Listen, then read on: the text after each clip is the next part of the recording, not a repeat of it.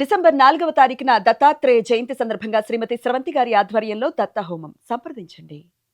నమస్తే, welcome to Suman TV. నేను పద్మిని. ప్రస్తుతంతో పాటు ప్రముఖ ఆధ్యాత్మికవేత్త లక్ష్మీ నరసింహస్వామి ఉపాసకురాలు, స్పిరిచువల్ హీలర్ స్రవంతి గారు ఉన్నారు. మాట్లాడదాం. అక్క నమస్తే. అక్క నమస్తే పద్మిని. అక్క, పోయిన వస్తువులు తిరిగి రావటం అనేది చాలా పెద్ద టాస్క్ ఇది కదా. పోయిన వస్తువులు, బంగారం పోయిందంటే అమ్మో వర్ణనాతీతం ఆ బాధ కదా. బంగారం పోయిందండి, లేకపోతే ఒక్కొక్కసారి బాధ అనిపిస్తుంది. శాలరీ పర్స్లో పెట్టుకుని ఆ పర్స్ పోగొట్టుకోవటం అయ్య బాబాయ్, కొంతమంది జీవితాల్లో జరిగింది. మా అమ్మకి అలా జరిగింది. దొరికింది, ఆ పర్స్ తీసుకెళ్ళి ఇచ్చేసారట, ఇక్కడ ఇచ్చారు. సో బాధ అనిపిస్తుంది కదా. అట్లాగే బైకులు పోయాయి, ఫోన్లు పోతే ఇంకేముందా. అయ్యి బాబాయ్, ఎంత మెమరీ. మనం ఇది బాబాయ్, ఇది భగవంతుడితో సమానం. నాకు ఇవాళ అర్థమైంది. ఎందుకు మేము ఉన్న ప్లేస్ లో నెట్వర్క్ రావట్లేదు పద్మిని. అవును, నేను ఫోన్ నెట్వర్క్ రావట్లేదు అసలు. నేను అసలు ఎప్పుడో వచ్చేయాలి, తొందరగానే వచ్చేయాలి, కానీ నెట్వర్క్ రావట్లేదు. ఇది అయ్యే పని కాదని కిందకి దిగి చూద్దామంటే కింద కూడా రావట్లేదు. అయితే ఒక ఆటో అబ్బాయికి ఫోన్ చేసి ఇట్లా వెళ్ళాలి బాబు, జూబ్లీస్ వెళ్ళాలి అని అంటే ఏమన్నాడో చెప్పనా, అక్కడ స్ట్రైట్కి వెళ్ళి మెట్రో ఎక్కడ రాడా. నిన్ను నేను ఎలా వెళ్ళాలని అడగట్లేదురా, వస్తావా అని అడుగుతా అంటే నేను రాను అన్నాడు.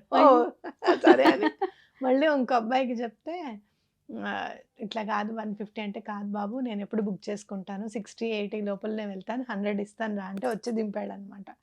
అప్పుడు అనుకున్నాను, ఫోను అని తిట్టుకుంటాము కాదు, ఈ ఫోన్ ఉన్నా కానీ దానికి నెట్వర్క్ లేకపోతే ఇంక మన జీవితం అంతా వ్యర్థమే. ఇంకా కరెక్ట్. అక్కడి నుంచి అంటే ఒక 1/2 కిలోమీటర్ దాటిన తర్వాత మళ్ళీ నెట్వర్క్ వచ్చింది అనమాట. రైట్. అయితే ఫోన్ పోయింది అనేది అమ్మో చాలా పెద్ద, అసలు చాలా కష్టం. మన ప్రాణాన్ని మన ప్రాణం కాసేపు పంచ ప్రాణాలు లేకపోతే ఏమిటో, ఫోన్ లేకపోతే అంత. 6వ ప్రాణం ఇది. సరే, అయితే ఇట్లా పోగొట్టుకున్న వస్తువులు తిరిగి మళ్ళీ మనం పొందేటటువంటి విధానం ఏదైనా ఉందా, చెప్తారా? తప్పకుండా చెప్తాను పద్మిని. ఇది మనం చెయ్యాలి అంటే కార్తవీర్యార్జునికి దండం పెట్టుకోవాలి. ఆయన నామంలోనే, శ్లోకంలోనే ఉంటుంది, హృతం నష్టం చ లభ్యతే అని. అంటే ఏదైతే పోయిందో అది మాకు దక్కాలి అని చెప్పి మనం దండం పెట్టుకుంటాము. కార్తవీర్యుడికి దండం పెట్టుకున్నప్పుడు అది 7 నిమిషాల్లో, 7 గంటల్లో లేదా 7 రోజుల్లో తప్పకుండా దొరుకుతుంది అని ప్రతీతి అనమాట. సరే, ఆయనకి దండం పెట్టుకున్న తర్వాత కూడా మా వస్తువులు దొరకడం లేదండి అని ఈ మధ్య నేను విన్నప్పుడు ఫైండ్ రీచ్ చాలా బాగా ఉపయోగపడుతుంది. పోయిన వస్తువుని తప్పకుండా తిరిగి తీసుకుని వస్తుంది. ఎలా చదవాలి ఫైండ్ రీచ్? ఫైండ్ రీచ్ అనేది ఆ వస్తువు ఖచ్చితంగా దొరకాలి, అది ఎక్కడో ఇక్కడే ఉంది, మాకు కనిపించట్లేదు అని చెప్పి తప్పకుండా చదవడం అనేది ఇంపార్టెంట్.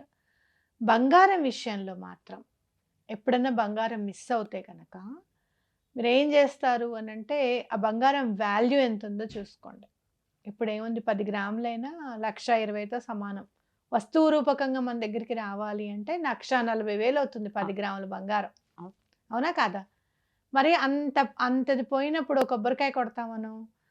అలాంటిది కాకుండా ఒక 5,000, 6,000 పెట్టి అన్నదానానికి కడతాము, ఎక్కడైనా పుణ్యక్షేత్రంలో కడతాము అని చెప్పి దండం పెట్టుకోవడం అనేది ప్రతీతి అనమాట. ఖచ్చితంగా చెయ్యాలి అది. ఎందుకు అనంటే మన కర్మ అంత ఉంది, అది కాబట్టి అది పోయింది. అంత పరిపక్వం అయ్యి మళ్ళీ మన దగ్గరికి రావాలి అని అంటే ఇది కంపల్సరీ చేయాలని నేను అనుకుంటాను పద్మిని. ఫైండ్ రీచ్ చాలా బాగా పనిచేస్తుంది. కార్తవీర్యార్జున స్తోత్రం కూడా చాలా బాగా పనిచేస్తుంది. పోయినవి వస్తువులు కాదు, మనుషులు అన్నప్పుడు, వాళ్ళు కనిపించట్లేదు అనుకున్నప్పుడు కూడా ఫైండ్ రీచ్ చాలా బాగా పనిచేస్తుంది. ఎలా ఎగ్జాక్ట్గా ఎలా చదవాలి మనుషుల కోసం అయితే? ఫైండ్ రీచ్ వాళ్ళ నేమ్, ఫైండ్ రీచ్ వాళ్ళ పేరు. ఇప్పుడు మీకు ఒకవేళ ఏదైనా గొలుసు పోయింది, మనం దానికి పేర్లు పెట్టుకుంటాం కదా, నల్లపూసల గొలుసు అనో లేకపోతే స్వాతిహారం అనో అని పేర్లు ఉంటాయి వాటి అన్నిటికీ. మా ఇంట్లో కూడా అంతే, రామ్ దర్బార్ నెక్లెస్ అనో లేదు అంటే కనుక కాసుల పేరనో అలా ఉంటుందన్నమాట. అలా మీరు ఫైండ్ రీచ్ నెక్లెస్ ఆ పేరు, లేకపోతే పోయిన మనుషులు పక్కకి వెళ్ళిపోయారు మనకు కనిపించకుండా, ఫైండ్ రీచ్ వాళ్ళ నేమ్ అనేది చదివితే తప్పకుండా మనకి దొరుకుతారు, వాళ్ళు కనిపిస్తారు. ఈ తప్పిపోయినది మనుషులతో పాటుగా పెంచుకునేటటువంటి కుక్కలు కూడా ఒక్కోసారి తప్పిపోతే వాళ్ళు భరించలేరు, కుక్కల్ని పెంచేవాళ్ళు. ఒకసారి ఇలానే బన్నీ అని కుక్క తప్పిపోయింది, మనం చేసాం వీడియో. ఆవిడ ఇప్పటికీ గుడ్ మార్నింగ్ అని పెడతారు నాకు. డైలీ 4 ఏళ్ల నుంచి రోజు గుడ్ మార్నింగ్ పెడతారు. ఆవిడ అసలు ఎంత సంతోషం అంటే, మీరు చదవండి ఫైండ్ రీచ్ అని తప్పకుండా దొరుకుతుంది అని అంటే, ఎవరో చైన్‌తో సహా తీసుకొచ్చి వాళ్ళ ఇంటికి వచ్చారట. ఏవండి ఇచ్చేసారు. అని.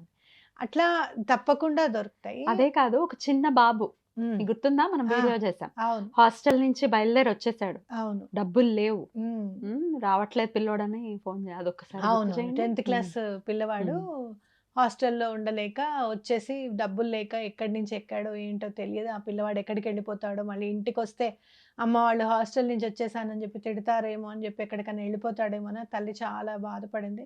ఫైండ్ రీచ్ చదవండి అని చెప్పడము, నువ్వు చెప్పడం, ఆవిడ చదవడం, ఆ పిల్లవాడు సాయంత్రం కల్లా ఇంటికి రావడం అనేది జరిగింది. అద్భుతం అక్క అది అసలు. కాబట్టి ఫైండ్ రీచ్ చాలా బాగా పనిచేస్తుంది పద్మిని. అయితే పోయిన పరువు, ఒక్కొక్కసారి పరువు పోతుంది. అదెలా వస్తుంది అక్క?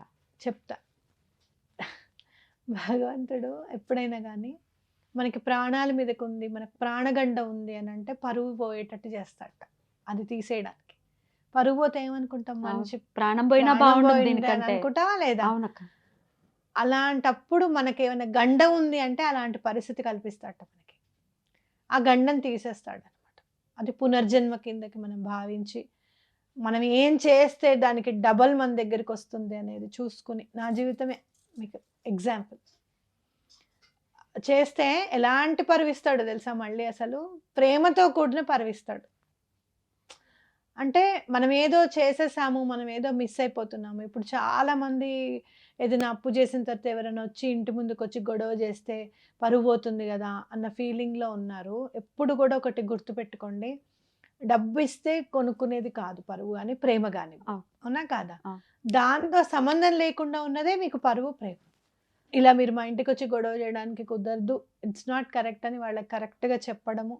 అందులో నుంచి వాళ్ళ బారి నుంచి మీరు ఎంత తొందరగా బయటపడాలనేది ప్రణాళిక వేసుకొని ముందుకెళ్ళిపోవడం అనేది ఇంపార్టెంట్ చాలా. ఇక్కడ నేను చెప్పేది. సో, ఇలాంటిది ఎలా వస్తుంది అనంటే, కార్తవీర్యార్జున స్వామి స్తోత్రం చదువుకుంటే తప్పకుండా నేమ్ అండ్ ఫేమ్ ఏదైతే పోయిందో తప్పకుండా అది మీకు తిరిగొస్తుంది అని చెప్పుకోవచ్చు. అద్భుతం. చక్కగా రోజుకొక దీపం పెట్టే స్వామివారికి, నాయనా ఒక మందార పువ్వు, అది మీరు ఎవ్వరి దగ్గరైనా పెట్టండి. దత్తాత్రేయ స్వామి దగ్గర పెడితే ఇంకా మంచిది. ఒక మందార పువ్వును, దీపం 3 ఒత్తులు వేసి దీపం వెలిగించి, నాయనా ఏదైతే పరువును పోగొట్టుకున్నామో మళ్ళీ అది సంతరించుకుని మా జీవితాల్లో అమ్మయ్య మేము చాలా సంతోషంగా ఉన్నాము అని చెప్పి తెలియజేసే విధంగా. అలాగే నమ్మకం, ఒక్కొక్కసారి నమ్మకాన్ని పోగొట్టుకుంటాం. అవునా కాదా? అవునక్క. ఆ నమ్మకం పోగొట్టుకుంటే కూడా ఈ ఫైండ్ రీచ్ అనేది ఉపయోగపడుతుంది. మళ్ళీ మనం నమ్మకాన్ని సంతరించుకునే విధంగా మన ప్రవర్తన, ఎదుటి వాళ్ళ ఆ ప్రవర్తన తీసుకునే తీరు తప్పకుండా మారుతుంది. అద్భుతం అక్క. చాలా చక్కగా తెలియజేశారు. ఎన్నిసార్లు చదవాలి ఫైండ్ రీచ్ అనేది? 28 టైమ్స్ మినిమం చదవాలి. కానీ నెంబర్ మీద దృష్టి పెట్టకుండా చదువుతూనే ఉంటే చాలా బాగా పనిచేస్తుంది. అద్భుతం అక్క. చాలా చక్కగా వివరించారు. కృతజ్ఞతలక్క. నమస్తే. నమస్తే.